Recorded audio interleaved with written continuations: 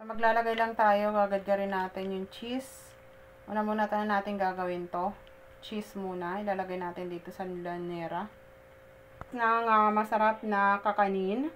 Ganito lang yung gagawin natin. Tapos pag natapos natin to isalansan, yung cheese, ilalagay lang natin to sa rep muna. Gagamit ako ng kakanggata, 1 cup. Wala munang tubig. Ipaghahaluin natin dito. Gamit ako ng 2 cups na evap milk.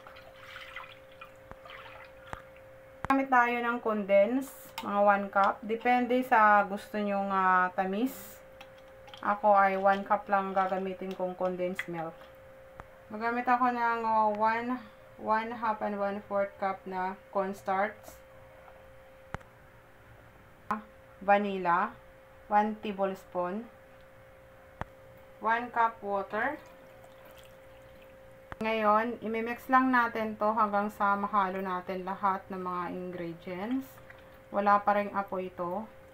Bago natin isalang, kailangan ng ating mga ingredients ay nahalo natin at wala siyang buo-buo. So, ngayon guys, ang mahinang apoy lang.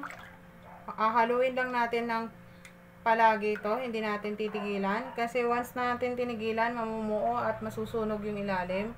Kailangan natin ng haluin lang siya hanggang sa maglapot yung kanyang texture. Mahinang apoy lang ang ating ginamit ngayon. Malapot na, pulmahan para may form natin habang mainit pa. Na natin to, set aside na natin. Lanera, ilalagay lang natin. I-form natin to guys ng maayos. At yan, punuin lang natin. Ayan. Pattern lang natin, i-flat lang natin na maayos. Habang mainit pa, kailangan may form natin to na maayos. Once na lumambot, lumamig na, hindi na natin may form to na maayos. Roll down na ito. Papalamigin natin, then ilalagay natin sa fridge. Ito naman guys, yung aking cheesy Saba Blanco. Masarap siya. New version siya. At maganda rin siyang dessert. Sarap. Yummy.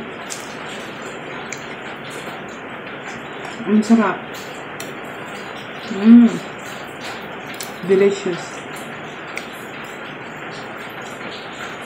Try nyo to guys. Ang sarap talaga niya. Tama lang yung kanyang tamis. Hindi siya gawang katamis.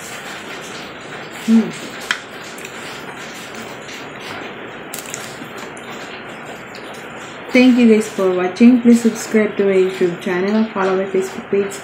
If you buy something, please click the yellow basket and my TikTok shop. Bye guys. Thank you.